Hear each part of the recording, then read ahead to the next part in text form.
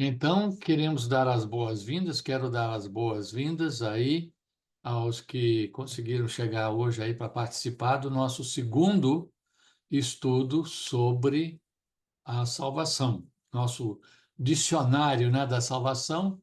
Na semana passada, nós falamos sobre adoção e eu mencionei esse versículo aí onde Jesus disse para os seus discípulos que estão voltando de uma missão que ele havia lhes dado, ele diz: contudo, alegrem-se, não porque os espíritos se submetem a vocês, mas porque seus nomes estão escritos nos céus.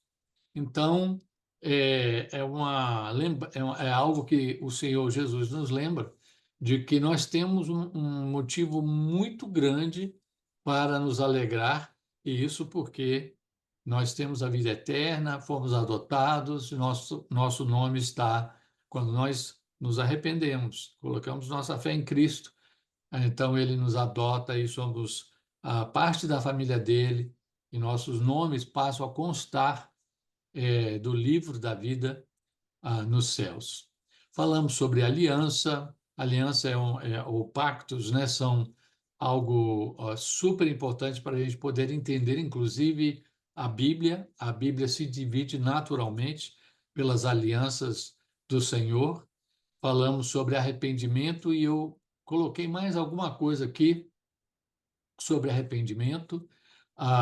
E isso aí querendo dizer aí, deixar claro aí que ah, o arrependimento, nós temos um belo exemplo aí sobre o que seria o arrependimento. Nós temos a parábola que Jesus contou sobre o fariseu e o publicano, mostrando o contraste e a necessidade do arrependimento. Então, isso fica exemplificado em Lucas 18, de 9 a 14, com essa parábola, onde vocês talvez vão lembrar que o fariseu chegou: eu te dou graças, ó Deus, porque eu não sou como. Aí começou a citar um monte de pecadores, de pecados, de coisas assim, e sou religioso e etc e tal, e não sou como esse publicano aí do lado. Os publicanos eram odiados porque eles eram coletores de impostos para os romanos, então eram vistos como traidores. E esse publicano chega diante de Deus orando lá, ele nem ergue a cabeça, ele olha para baixo, bate no peito e pede perdão e diz: Senhor, por favor, tenha misericórdia de mim, seja propício para comigo. E então aí Jesus diz: este, não o outro, não o fariseu, mas o publicano, saiu de lá justificado, perdoado. E vemos mais uma vez aí como Jesus usava o choque, o tratamento de choque, para realmente chamar a atenção das pessoas, porque na, na cabeça das pessoas em geral, o fariseu, uau, se alguém cumpria a lei, era o fariseu. Se alguém é traidor, é o publicano. E Jesus coloca o publicano lá como herói da história. Por quê? Porque ele era melhor? Não, porque ele, sim, reconheceu a sua necessidade, reconheceu como ele precisava se arrepender. E o arrependimento, então, é algo que é fundamental para a salvação. Estamos falando sobre a salvação e, então, o arrependimento e a fé, que nós vamos ver daqui a pouquinho, são fundamentais, sem as quais não há possibilidade de salvação. Falamos sobre as boas obras e fizemos aí um apanhado aí sobre Paulo e Tiago e uma conciliação que o próprio apóstolo Paulo fez. E então queremos continuar hoje, começando com o tema céu. Então, quando falamos sobre a salvação, falamos na semana passada sobre salvos de quê? Bom, da condenação eterna, né? Do castigo eterno, do inferno. e então somos salvos de uma coisa para outra, né? E então nós fomos salvos para realmente herdar o reino de Deus, herdar os céus. Essa é a oferta que ele nos faz, tão generosa, através daquilo que Cristo conquistou por nós. Então, o céu, o que é o céu? É a recompensa para aqueles que depositam sua confiança em Jesus e atendem seu chamado e aceitam sua oferta de salvação. Apesar de usar esse termo recompensa, de certa forma, a gente, isso não é uma recompensa, porque nós não fizemos nada a não ser aceitar essa oferta que ele nos fez, através da graça dele e através do nosso arrependimento e nossa fé, né? Mas é recompensa no sentido de que somos recompensados ao depositarmos nossa fé naquilo que ele fez por nós. O céu, também a gente pode entender que o céu é a sede ou quartel-general de Deus e para onde os salvos irão após a morte. Mas os redimidos passarão a eternidade na nova terra. Então, tem essa ressalva que é importante a gente fazer, porque muitas vezes a gente, distraidamente, ou talvez por não conhecer essa parte das Escrituras, alguns acham que vamos passar a eternidade lá no céu. E, na verdade, o céu vai descer, como vemos lá em Apocalipse, né? Um novo céu, nova terra, e vamos passar a eternidade com Cristo e com Deus o Pai, numa nova terra. Podemos dizer que é uma terra refeita, glorificada, né? Ah, e é por isso que a melhor definição seria: o céu é onde Jesus está. Então, se Jesus está lá reinando em sua glória e nós estamos lá com ele, isso é o céu. Ou seja, lá na glória, ou seja, na nova terra, ou seja, até durante o milênio, né? Reinando com Cristo aqui na terra, ainda não a nova terra, mas uma terra rejuvenescida, refeita, no sentido de a grande restauração, da qual Jesus falou com seus discípulos, né? A grande restauração que virá com o governo milenar de Cristo. E então, onde Jesus estiver reinando, nós estivermos com ele, para nós, sem dúvida, vai ser o céu. Bom, não vamos falar muito sobre o céu e alguns desses temas, porque são temas mais ventilados, mais conhecidos, mais comentados. E então queremos concentrar o nosso tempo um pouco mais naqueles termos que às vezes a gente não para analisar e entender um pouco melhor. Vamos ver aí a compaixão. Sabemos que Deus, ele nos ama, e porque ele nos ama, ele tem compaixão por nós. Não fosse a compaixão de Deus por nós, não fosse a compaixão de Cristo por nós, ele realmente não nos salvaria e estaríamos ainda nos nossos pecados e condenados a uma eternidade separado de Deus. Então, o que significa a palavra compaixão? Não vou nem colocar o termo aqui, como nós vamos ver alguns outros termos no grego e alguns em hebraico, né? O Antigo Testamento escrito, sua maior parte, em hebraico, o Novo Testamento em grego, mas o termo grego para compaixão é um termo enorme e eu não vou nem colocar isso aí. Mas o que significa aquele termo, hein? No original, qual é a ideia? É sentir-se movido no interior. Os judeus, ou no Antigo Testamento, os hebreus, eles tinham essa ideia de que o centro das nossas emoções eram como que nossas entranhas, né? E então, às vezes, o coração é mencionado, mas às vezes as entranhas, aquela ideia de que as entranhas sentem aquele. Quando a gente fica nervoso, a gente fica com dor de barriga, né? Então, a compaixão é algo que nos move no interior também, mexe com a gente.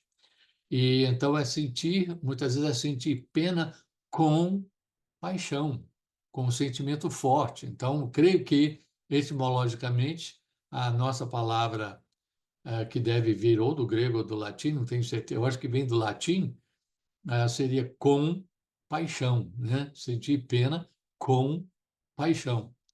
É interessante que quando o Senhor, né, o Senhor Jesus vê nosso sofrimento, quando Deus vê o nosso sofrimento, ele sente nossa dor e intervém em nosso favor. Isso é compaixão.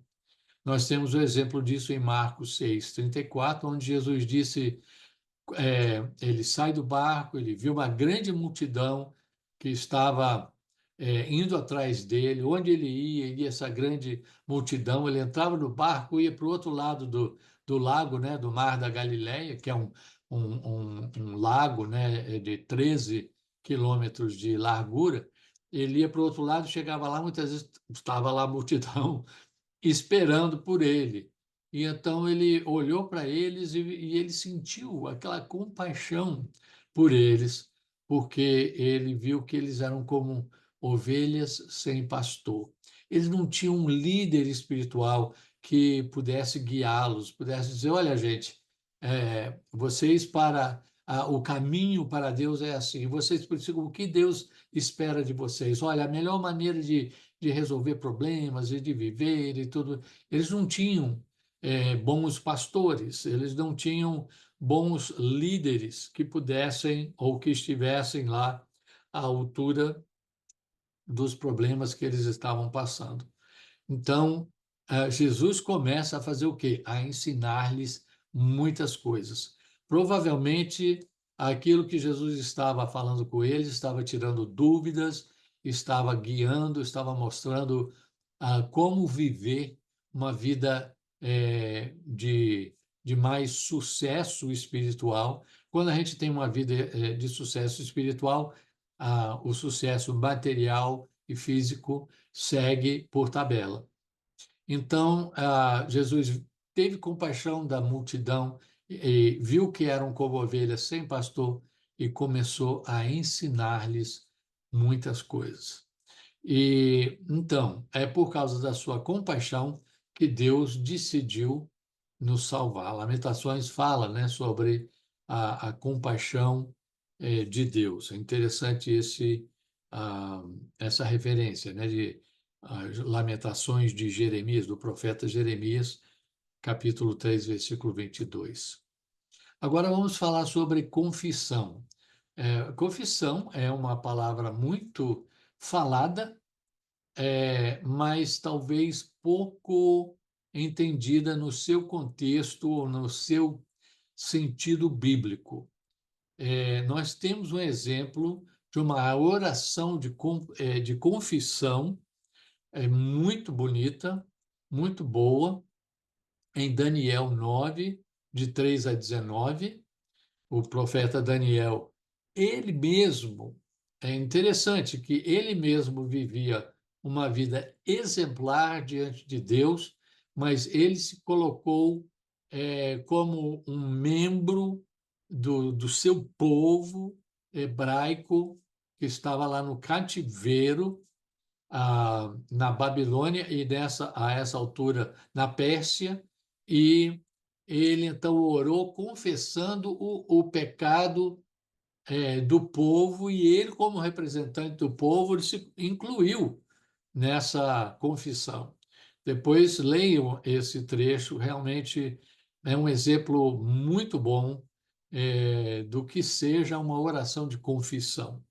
Temos também mais conhecida essa oração, esse clamor do rei Davi, no Salmo 51, onde ele, depois de ser confrontado pelo profeta Natã sobre o seu adultério, e na verdade até assassinato, podemos dizer, dos seus servos para poder ficar com a mulher dele, a Betsabá. Então, depois disso tudo aí, ele é confrontado pelo profeta Natã, e ele então, no Salmo 51, é uma oração de arrependimento, de confissão, de reconhecimento do pecado dele. Então, a confissão vem do grego, aí que vocês podem ver aí, homologeo. Não sei se a nossa palavra homologar vem dessa palavra grega, mas a ideia é dizer a mesma coisa, é repetir, é como que chegar e dizer, olha, eu fiz A, B, C, D. O que eu fiz de errado foi um, dois, três, quatro. E enumerar e repetir aquilo que nós fizemos. Claro, Deus já sabe, mas é importante verbalizar isso diante de Deus. Então, é aceitar, é concordar, é declarar, é admitir diante de Deus, sem tentar ficar dando desculpas, né? Então, a confissão pressupõe fé e arrependimento, e é a solução para se reconciliar com o Senhor, pois resulta na justiça ou retidão, né? Nós vemos isso em 1 João 1,9, que citamos aí abaixo. Se confessarmos os nossos pecados, ele é fiel e justo para nos perdoar os pecados e nos purificar de toda injustiça. E aí, então, nós temos aí onde aparece a palavra justo, né, de nos justificar, nós temos, ele é fiel e reto, ele é essa retidão, né? Retidão que é o padrão do reino de Deus, e Deus é um Deus de retidão, e ele, quando nós confessamos, a confissão é a solução para que possamos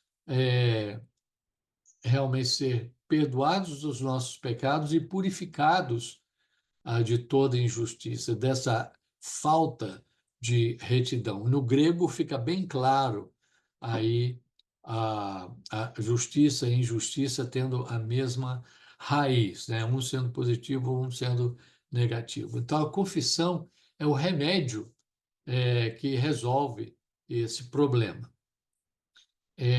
Vamos falar sobre a conversão. Conversão não está na nossa lista original lá, mas eu estava pensando, não, é importante a gente falar sobre isso. O pessoal fala, o fulano se converteu. Ele se converteu? Se converteu. E às vezes a gente não tem uma ideia mais bíblica do que seja a conversão. Essa palavra acho que já tomou como que um pouco de, tipo assim, um outro sentido, né? Do que tinha originalmente. Originalmente, a palavra conversão ela significava ou significa, né, voltar, voltar-se, retornar. É parecido com o arrependimento, né, que é metanoia, que é voltar, mudar de mente, né, mudar de direção. A conversão é isso, é mudar de direção, é retornar, é uma revolução espiritual que leva a uma mudança de coração. No Antigo Testamento, digo, o hebraico é shub, e aí vocês têm no grego o que seria o mesmo sentido, a mesma palavra, mas no grego. E é interessante que no hebraico eu tinha um professor de um tema chamado, o título da aula dele no semestre lá nos Estados Unidos foi Profetas do Antigo Testamento. E ele falou muito sobre Jeremias e como Jeremias usava esse termo, shub, né? Voltem-se para Deus, retornem, retornem, retornem. Ele ficava dizendo para o povo de Israel. Então, a conversão é isso, é retornar, voltar-se para Deus e então tem essa mudança de coração. Bom, então em Atos nós encontramos essa ideia também, né, para abrir-lhes os olhos e convertê-los das trevas para a luz e do poder de Satanás para Deus, a fim de que recebam o perdão dos pecados e a herança entre os que são santificados pela fé em mim. Preguei dizendo que se arrependessem e se voltassem para Deus, praticando obras que mostrassem o seu arrependimento. Então, a conversão tem essa ideia de converter-se, deixar as trevas e entrar na luz, deixar Satanás e voltar-se para Deus. E também a ideia de demonstrar esse arrependimento com algo de concreto, uma ação que é realmente se voltar para a luz e os caminhos do Senhor. Então, a conversão dentro da ótica bíblica. Nós temos esse termo agora que queremos ver, que é a eleição. E depois vamos falar sobre a predestinação. Os dois são termos bastante parecidos. Vamos ver primeiro a eleição. Não vamos entrar aqui, talvez alguns estão pensando, tomara que ele entre naquela controvérsia sobre a predestinação e eleição, e vamos ver se ele é calvinista, ou se ele é arminiano, ou se, como é que... Não vamos entrar nessa coisa complicada e tudo isso. Vamos nos ater mais ao sentido mais básico que encontramos na palavra de Deus, sem entrar em considerações teológicas mais, talvez até contemporâneas, né? Deus escolheu, então, o que é eleição? Que significa isso? Quando o apóstolo Paulo fala sobre eleição, ele está dizendo que Deus escolheu salvar pessoas. Foi sua iniciativa convidá-las a fazer parte da sua família. É o Espírito Santo que inicia o processo, convencendo as pessoas de sua perdição e necessidade de um Salvador, de salvação. E isso nós podemos ver claramente em João, o Evangelho de João, capítulo 16, de 8 a 11. As três pessoas da Trindade estão envolvidas nesse processo de eleição e de salvação.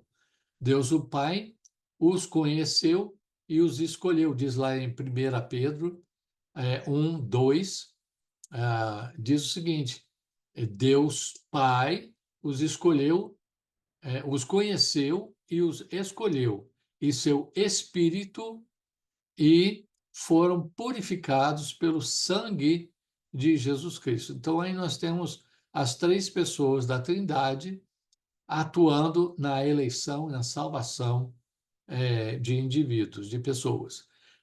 E em Efésios 1, de 3 a 5, o apóstolo Paulo fala, e podemos ver um pouco mais sobre isso em Atos 13, 48, ele diz: Deus nos escolheu, eleger quer dizer escolher, né? Deus nos escolheu ou nos elegeu nele antes da criação do mundo. Em amor, nos predestinou para sermos adotados como filhos. Falamos sobre a adoção, né? E então aqui nós vemos que isso aí já não era, muitas vezes podemos pensar, isso aí é o plano B de Deus. Não, esse é o plano A mesmo de Deus, porque ele é onisciente. Então, ele, antes mesmo da criação do mundo, em amor, ele nos predestinou para sermos adotados como filhos. Vamos ver um pouco mais sobre predestinação mais adiante. Então, a salvação, há um livro interessante em espanhol, Dios salva pecadores, e é pequeno, mas muito, muito bom. E ele fala lá, então, justamente o que acabamos de mencionar, que Deus o Pai, Deus o Filho e Deus o Espírito Santo estão envolvidos na salvação. Deus o Pai planejou, né? A salvação foi planejada por ele, a salvação foi alcançada por Cristo e a salvação é aplicada pelo Espírito Santo. Então, entrando um pouco nessa questão, sem querer entrar muito, não vamos entrar muito, mas entrando um pouco nessa questão da predestinação e da eleição, a única dessas áreas aí que o calvinismo ou a teologia reformada ensina, né? Nós temos aí esse tulip, aí funciona em inglês, não funciona em português, mas essa ótica teológica, essa posição teológica, né, calvinista, ela vê então algumas coisas interessantes aí. Ela ela crê que a raça humana é totalmente depravada e não tem a menor condição de não só se salvar, isso todos sabem, mas ela não tem nem condições dela acordar e entender que ela está perdida de tão longe que tão depravada que ela está, né? Só mesmo pelo Espírito Santo e só mesmo por Deus. Bom, de certa forma isso é verdade, claro. Fala sobre eleição incondicional, a ideia de que ah, Deus elege certas pessoas e não elege outras pessoas. Ele é soberano, então ele elege quando ele elege é incondicional. Não depende da pessoa em nada. Tudo 100% a obra de Deus e elegeu, acabou. Então, por isso, creem também na graça irresistível. Ou seja, que quando Deus elege, essa eleição é incondicional e, portanto, a graça dele é irresistível. Quem for eleito vai ser atraído à graça de Deus e não vai poder resistir. Não vai poder dizer, não, eu não quero, não quero viver para Deus e tal. Então já vem assim dessa forma. E vem a expiação particular ou limitada, ou seja, quando falam do sacrifício vicário de Cristo, ou substitutivo pelas pessoas, eles não creem que Jesus morreu por todo mundo. Não, ele só morreu por aqueles que seriam ou que são eleitos. Agora, dentre todas essas aí, eles também ensinam a perseverança dos santos, ou seja, é aquele ditado que a gente ouve muito falar: uma vez salvo, sempre salvo, ou salvo para sempre. Essa é a perspectiva que os batistas em geral e alguns outros grupos denominacionais aceitam.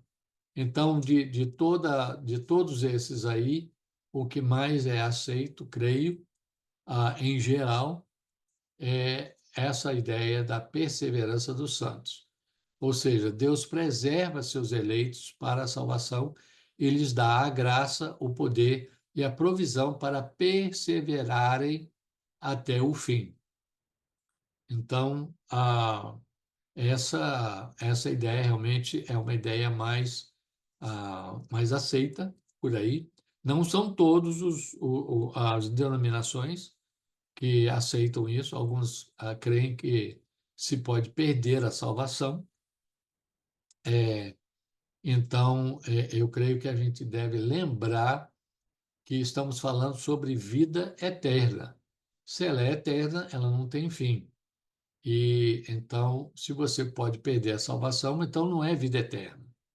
É uma vida temporária até você perder a salvação, ou se você conseguir aí, então, não perder a salvação, ótimo, bom para você. Mas é sempre bom, sem entrar em muitas controvérsias, é importante a gente deixar a ênfase sobre os méritos de Cristo e a performance de Cristo. Ou seja, se a gente colocar a ênfase na gente, ah, eu fiz uma coisa errada, eu acho que eu não vou conseguir. Bom, se a sua salvação depende das suas boas obras, se a sua salvação depende daquilo que você consegue fazer e continuar fazendo, então você corre um perigo muito grande mesmo. Mas se a sua salvação depende de Cristo, então é Ele que garante a sua salvação. Bom, vamos ver aí agora o termo expiação. O termo expiação e propiciação são termos muito afins, muito parecidos, porque, inclusive, vêm da mesma raiz no grego. A ideia de expiação é cobrir ou pagar de volta ou pagar uma penalidade por uma injustiça ou um pecado cometido. Hebreus 9, 22, o autor de Hebreus nos informa que sem derramamento de sangue não há remissão ou poder, ou perdão, digo, de pecados. Então, sem derramamento de sangue não há remissão ou perdão de pecados. Remissão é outro termo importante que vamos ver um pouco mais sobre ele, mais para o final, na outra semana, se Deus quiser. Nisto consiste o amor, nos diz lá 1 João, né, o apóstolo João. Nisto consiste o amor, não em que nós tenhamos amado a Deus, mas que, em que Ele nos amou e enviou seu Filho como expiação ou propiciação pelos nossos pecados. Há versões em português que colocam aí o termo propiciação e há outros que colocam o termo expiação, por serem tão parecidos. O sacrifício animal simbolizava a transferência de culpa para o substituto, que então recebia a sentença de morte. No Novo Testamento, Jesus é o substituto perfeito, como nós vemos lá em Hebreus 9, 12, e então em 2 Coríntios, capítulo 5, versículo 21. Então, essa ideia, o bode expiatório, aquela ideia do animal a ser sacrificado, muitas vezes, então, se colocava, o sacerdote colocava, ou melhor, a pessoa sacrificando, iam lá para sacrificar, colocava a mão naquele carneiro, muitas vezes era um bode, então um bode expiatório, né? Então colocava a mão sobre a cabeça do animal e era como se simbolicamente passasse a sua culpa para aquele animal e aí aquele animal era sacrificado, era morto e então simbolizava uma morte substitutiva, uma morte em lugar daquele que havia pecado. E tudo isso apontando para o sacrifício perfeito que um dia viria e seria de uma vez por todas no Senhor Jesus Cristo. A expiação, como tema teológico, é muito interessante. Esse livro aqui, já há muitos anos eu tenho esse livro, ele tem porções sobre a teologia através da história da igreja, e aqui existe, se nós tivéssemos pelo menos uma meia hora a mais aí só para falar sobre a maneira que Anselmo ele falou sobre, ou ele ensinou sobre a expiação, seria muito, muito proveitoso, muito bom. Mas, infelizmente, não temos esse tempo todo. Então, aqui, apenas mencionando o seguinte, que até Anselmo, vocês podem ver a data dele aí, o ano 1033 ou 1034, até o ano 1109. Ele foi, apesar de italiano, ele foi o arcebispo de Canterbury. E então, até ele, haviam algumas teorias diferentes sobre a expiação. Em que sentido? Por exemplo, havia a teoria do resgate, que era a ideia de que, bom, Jesus morreu na cruz para pagar o preço dos nossos pecados. Tá, ok. Eu acho que todo mundo concorda com isso, mas pagar quem?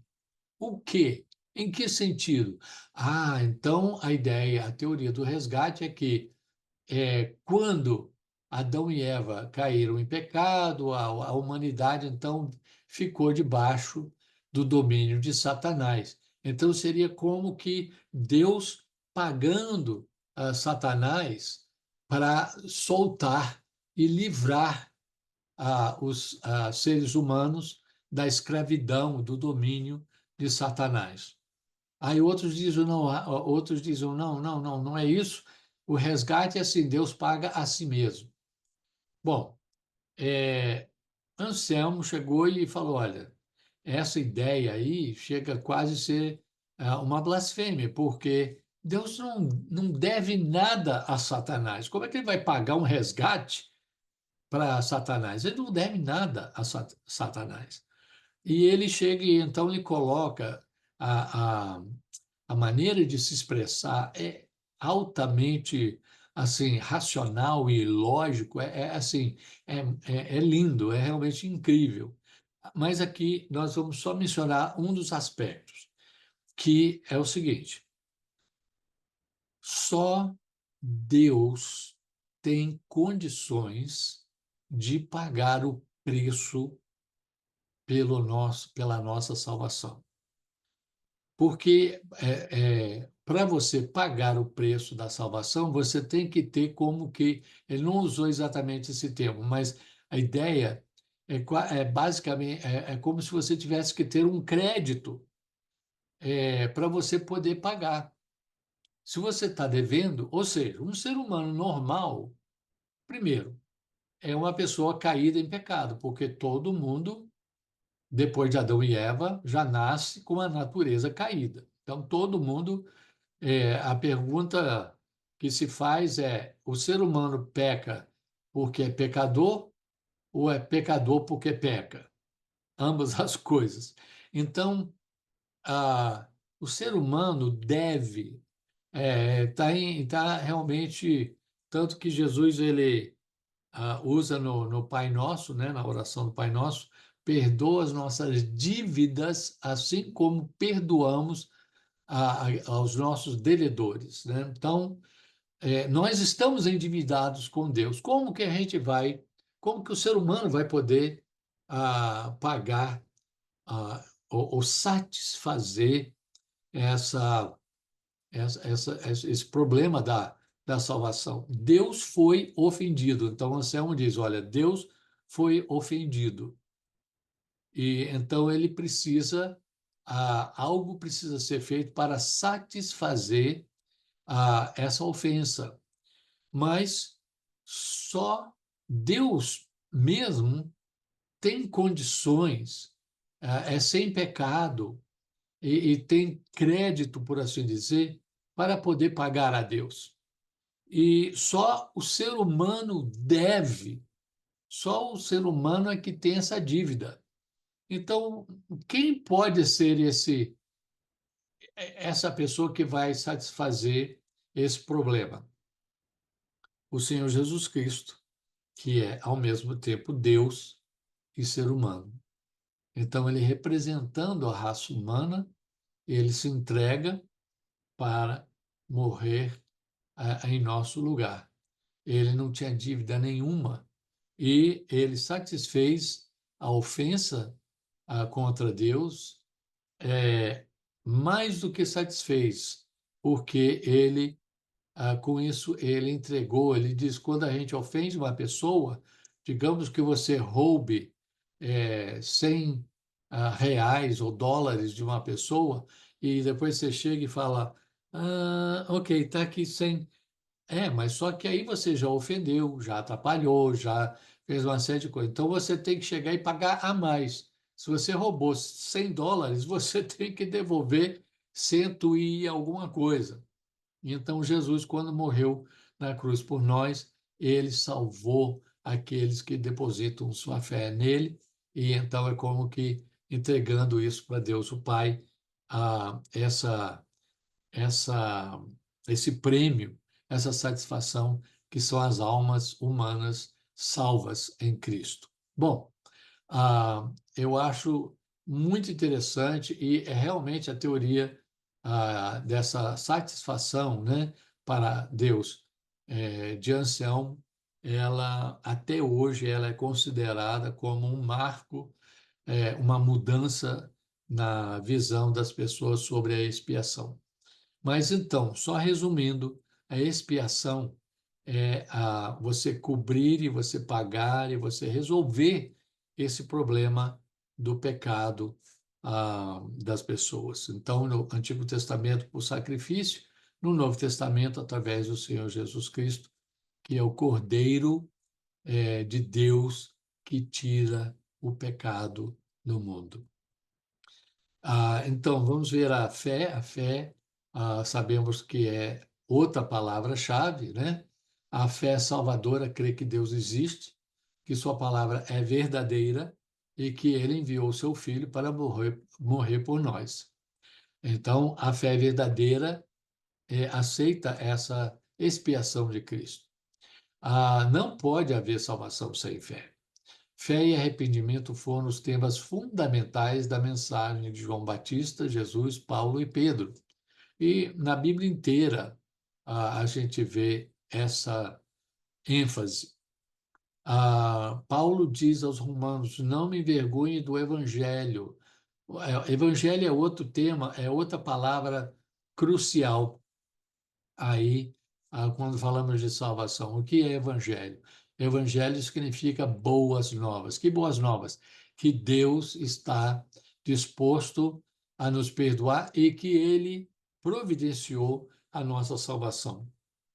Então, não me vergonhe do evangelho, das boas novas, porque é o poder de Deus para a salvação de todo aquele que crê, porque no Evangelho é revelada a justiça, a retidão, essa palavra original aí no grego é retidão de Deus, uma justiça que do princípio ao fim é pela fé. Como está escrito, o justo viverá por fé ou pela fé. Então, o justo é aquele que é justificado. E como que é justificado? Pela fé na graça de Deus. Então, está tudo ligado. A graça de Deus que nós vamos ver aí, a fé, o arrependimento, a retidão, a justiça, tudo isso aí está interligado, é tudo parte de um todo. São ângulos diferentes. A fé, então, eu sempre gosto de mostrar essa ilustração que eu fiz há muitos anos atrás para a revista Ultimato, no Brasil. E a ideia central aqui é, sim, a fé é fundamental, mas não é fé no abstrato, não é assim, eu tenho muita fé. O importante é você ter fé em quê ou em quem, né? Então, não adianta você ter muita fé numa canoa furada, né? Não adianta você, se é uma religião que não tem nada a ver, se é uma seita ou uma doutrina furada, você tem muita fé, não vai agradar a Deus, não é esse tipo de fé que a Bíblia diz que vai agradar a Deus. E então, você, mesmo que você não tiver tanta fé assim, mas você depositar a sua fé na pessoa certa que fez a coisa certa por você, então você tem fé em Jesus, aí essa é a fé que salva. A glorificação, nós vamos só mencionar aqui, é a terceira, porque queremos concentrar, estamos concentrando na justificação. Vamos explicar no próximo slide. A terceira e última fase da nossa salvação acontece quando morremos ou formos arrebatados, né? Quando recebemos a nossa o nosso corpo glorificado, envolve também estar na presença gloriosa de Deus no céu e receber os nossos corpos glorificados ou ressurretos no momento da ressurreição. Então, aliás, não é o próximo slide, nós vamos ainda ver um slide aí para frente sobre isso. A graça é também fundamental.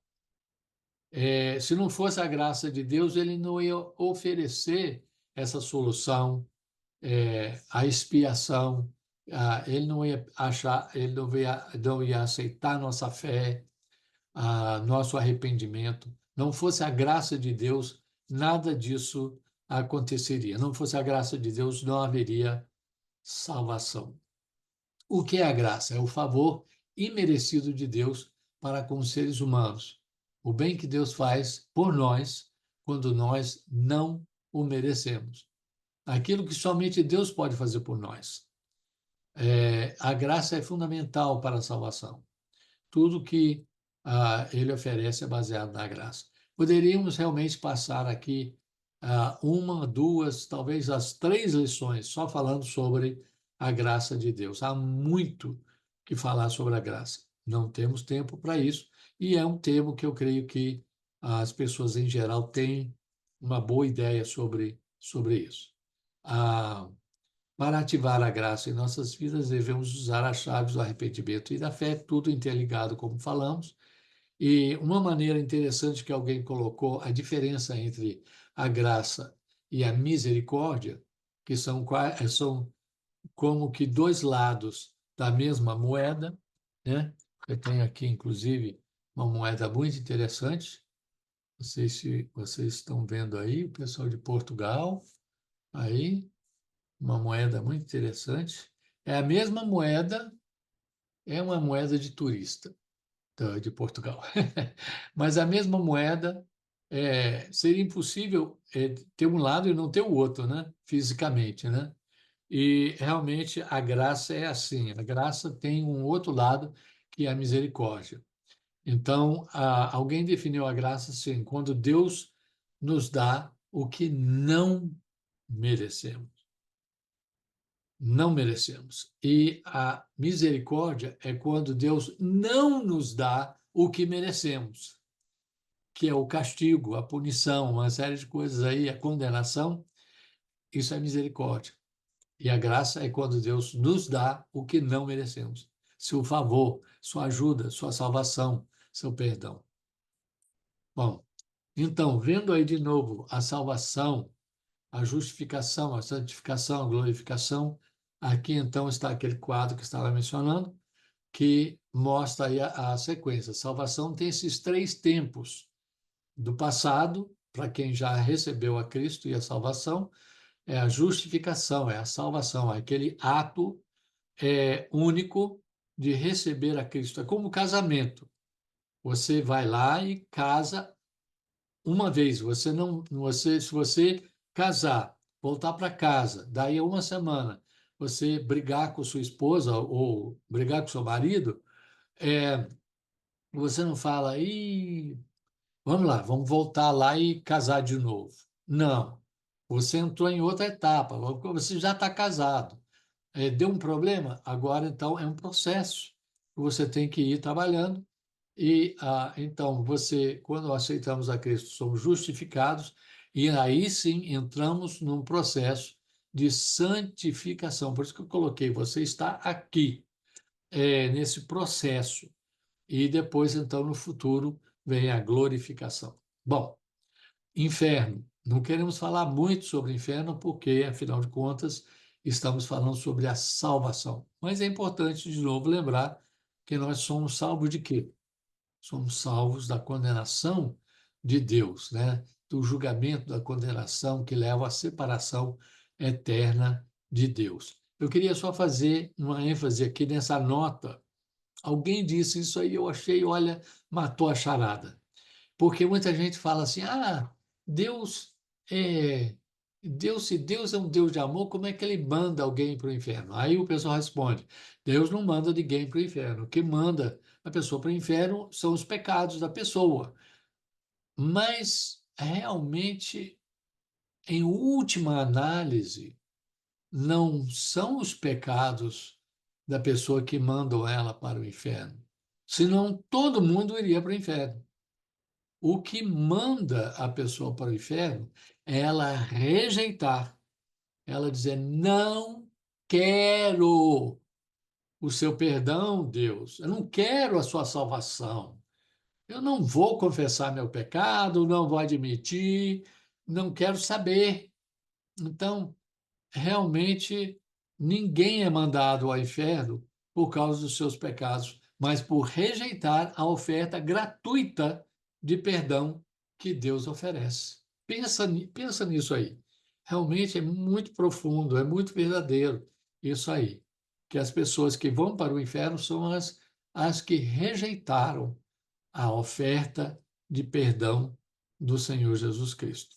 A ira de Deus. Paulo fala que aqueles que não são salvos estão debaixo da ira. Ele até diz que são filhos da ira de Deus, em Efésios 2, 3 e 5, 6. Então, aqueles que não são salvos estão debaixo da ira de Deus. Para resolver esse problema, temos todos aqueles outros termos que já falamos, né? Expiação, arrependimento, perdão, tudo isso aí vai resolver essa questão da ira de Deus. Mas é importante lembrar que Deus ele tem essa ira santa contra aqueles que continuam rebeldes, não admitem seu pecado, não o buscam, não querem saber. Porque, inclusive, isso vai nos ajudar a entender um pouco o termo propiciação daqui a pouco. Ok, estes são considerados rebeldes, estão debaixo do julgamento e estão andando num caminho perigoso, se não se arrependerem, se voltarem para Deus, se voltarem, né, que é a ideia de arrependimento e ideia de conversão, né? A ira de Deus está sendo revelada do céu contra toda impiedade e perversidade dos homens que detêm a verdade pela sua perversidade ou injustiça. Diz Romanos 1,18. É um versículo realmente que tem tudo a ver com os dias atuais.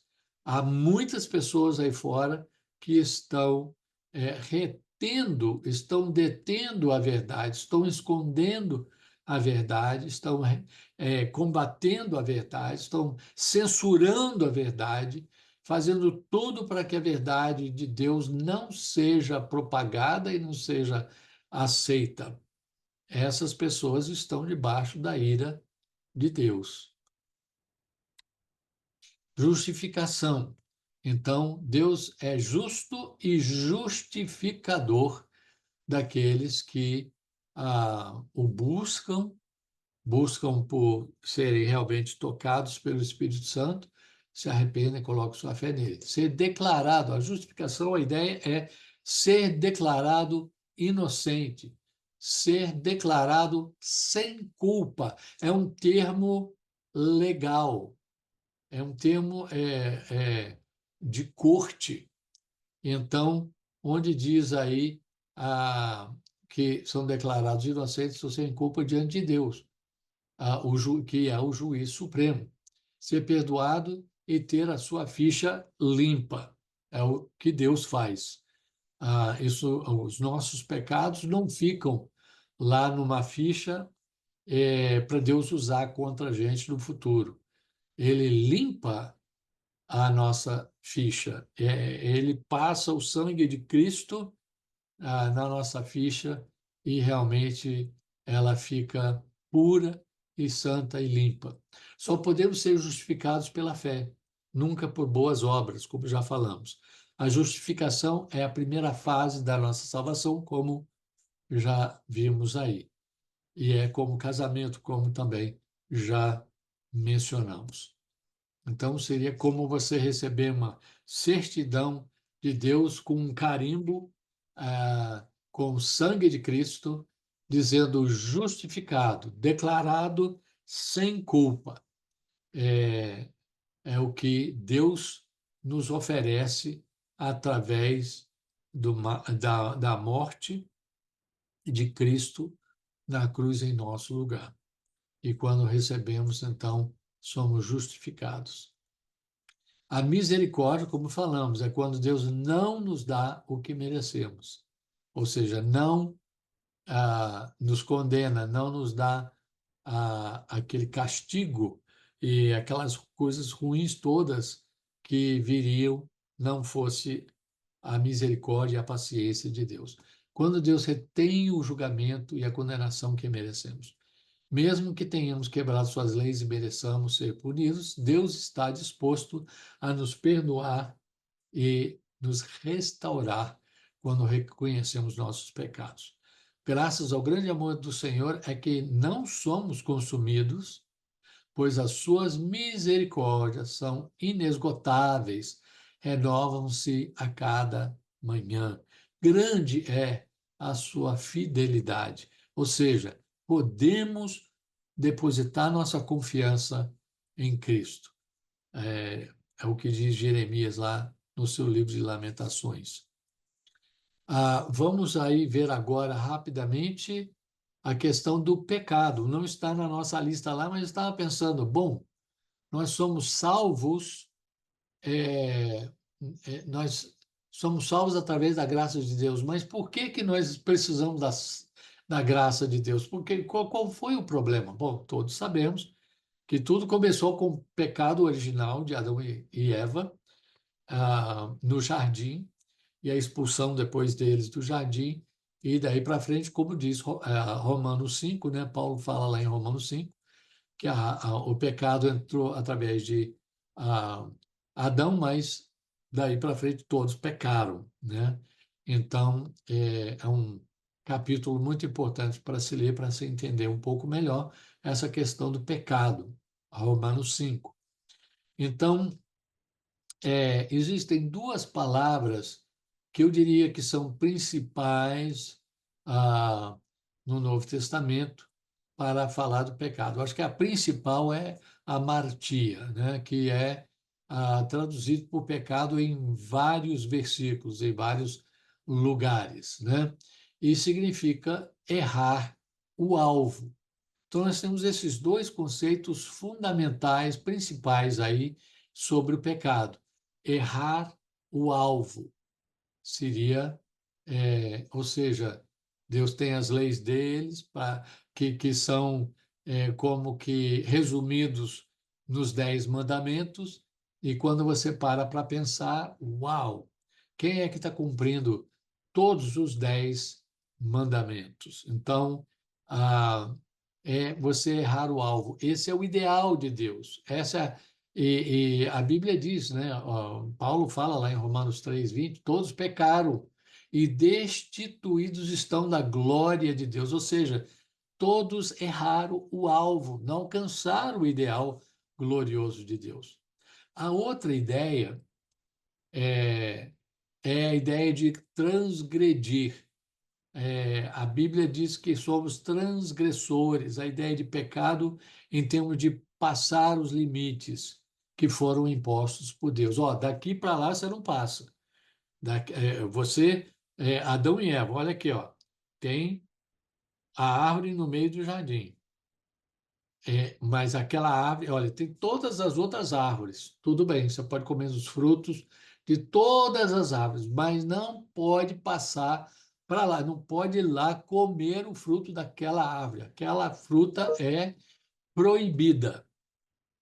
Consumir aquela fruta está proibido para vocês. E ele fala até as consequências se eles fizessem isso. Então, aquela ideia de acesso restrito, olha, não passe disso. Foi a única coisa que Deus colocou para eles, a única restrição. E foi justamente aí que o diabo caiu em cima e eles falharam, como a gente sabe. Então, essas duas ideias aí principais de pecado. Só que aí eu fui investigar um pouco mais aí sobre o termo pecado na Bíblia. Olha só o que que eu descobri. São muitos os termos. Então, o pecado é a razão que precisamos ser salvos. Abrindo aí o dicionário bíblico Wycliffe, ou Wycliffe Bible Encyclopedia, existem 8 termos no Antigo Testamento para o pecado. E tem ideias diferentes de maldade, de culpa, de errar o alvo, de desviar-se intencionalmente do caminho reto da justiça. Tem outros que são mais específicos, usados em conexão à lei, ah, outros que têm a ver com um erro que é sempre deliberado, nunca acidental. Então, e o outro que normalmente, o número 8 aí, que é traduzido como transgredir. Então, temos 8 termos no Antigo Testamento e 13 no Novo Testamento.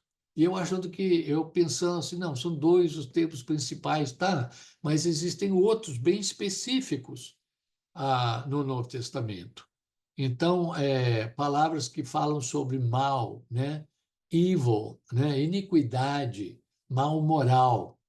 É, então, impiedade, né? É o oposto de piedoso. Então, é a ideia de se você é piedoso, ótimo, isso é bom. Se você é impiedoso, então você é ímpio, então é o oposto. Ideia de culpado geralmente denota uma culpa que é digna de morte. Ou seja, pecado é uma coisa muito séria. Era muito levado a sério no Antigo Testamento, na lei de Moisés e tudo. Qualquer desvio, número 5 aí, que nós mencionamos, qualquer desvio do caminho da justiça, a palavra mais inclusiva para pecado, mais genérica, né? Amartia.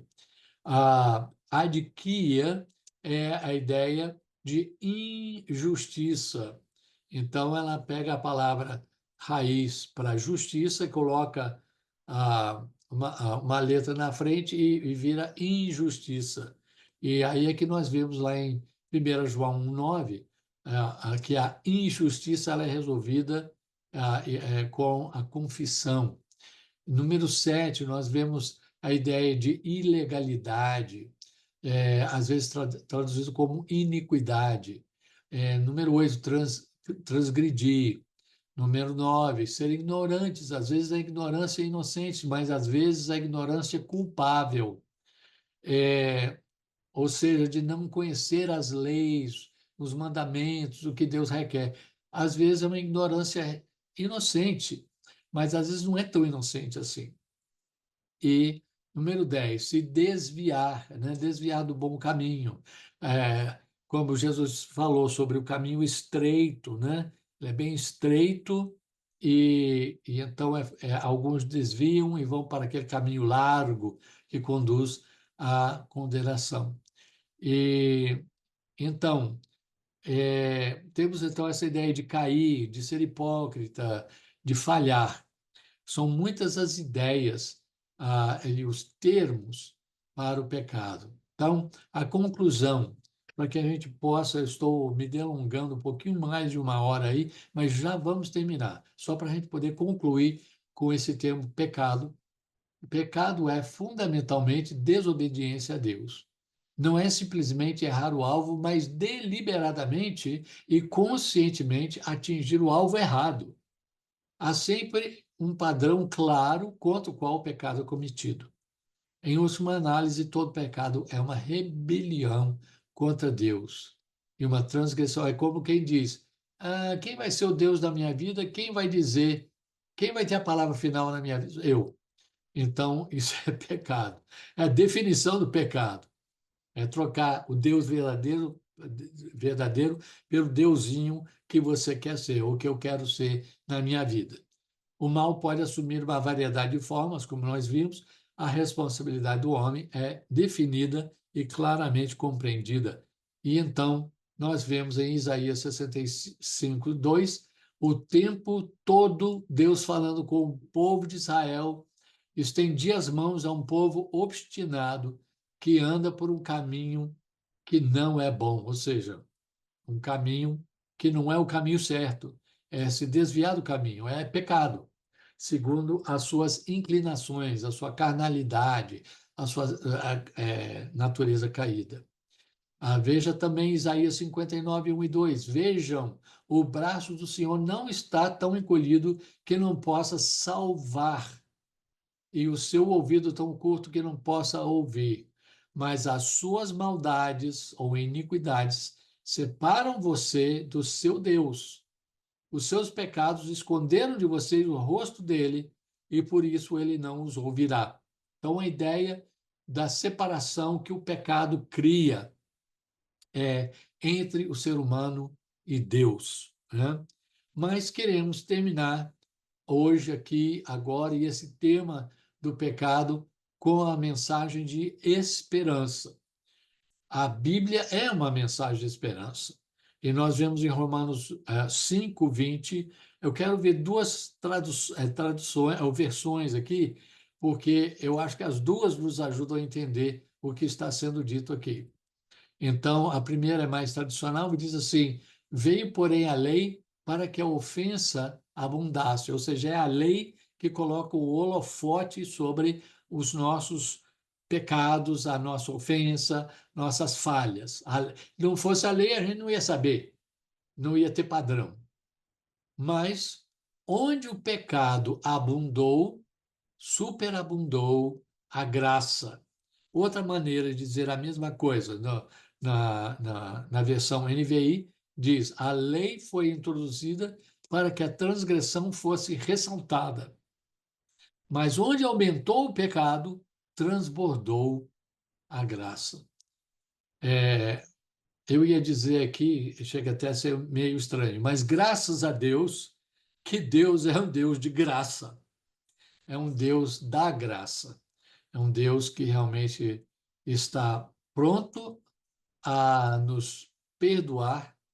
Ele já pagou o preço pelos nossos pecados e a graça dele é mais forte do que o nosso pecado.